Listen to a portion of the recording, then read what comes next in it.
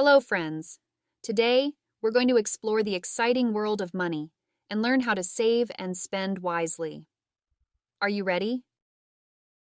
Well, money is something we use to buy things we need and want. It comes in different forms, like coins and bills. These coins are called pennies, nickels, dimes, and quarters, while these bills are called dollars. Saving means putting money aside for later. One way to save money is by using a piggy bank. Whenever you get some money, whether it's from doing chores or receiving a gift, you can put it in your piggy bank to save for something special. What about spending money?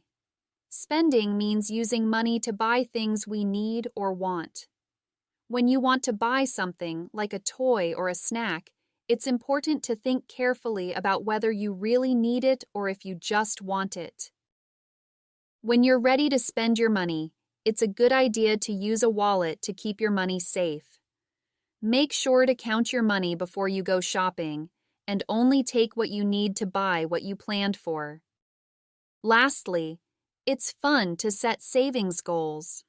A savings goal is something you want to save money for, like a new toy or a special trip.